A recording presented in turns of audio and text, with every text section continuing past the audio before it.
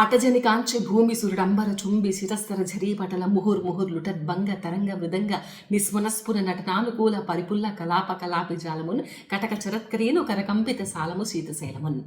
అల్లసాని పెద్దన రాసిన మను చరిత్రలోది ఈ పద్యం.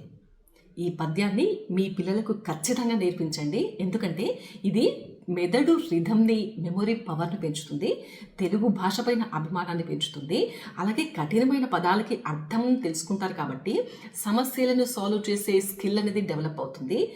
శబ్దాల యొక్క అందాన్ని తెలుసుకుంటారు. అలాగే ఇమాజినేషన్ పవర్ డెవలప్ అవుతుంది. నాకు బాగా గుర్తుంది, చిన్నప్పుడు మా టీచర్ ఈ పద్యం క్లాస్ రూమ్లో చెప్తుంటే ఆ అర్థం వింటూ ఉంటే అసలు నేను క్లాస్ రూమ్లో ఉన్నానా, హిమాలయాల్లో ఉన్నానా అనిపించింది ఒక క్షణం. ఇప్పటికీ కూడా నాకు ఈ పద్యం ఇంతగా గుర్తుంది అంటే ఆ పద్యం పవర్ ఏంటో అర్థం చేసుకోవచ్చు. దాంతోపాటుగా చాలామంది అనుకుంటూ ఉంటారు, న్యూస్ యాంకర్స్కి, డబ్బింగ్ ఆర్టిస్టులకి, ఇలా వీళ్ళకి మాత్రమే భాష పైన పట్టు, స్పష్టంగా మాట్లాడగలగడం, గలగలా మాట్లాడగలగడం వీళ్ళకి మాత్రమే అవసరం అని అనుకుంటారు.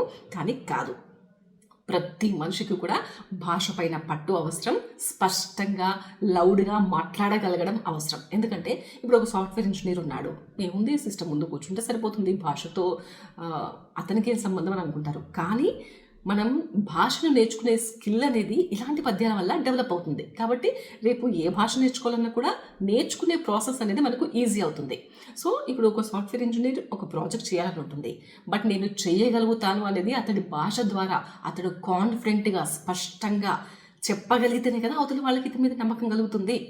సో భాష అనేది ప్రతి ఒక్కరికి అవసరము.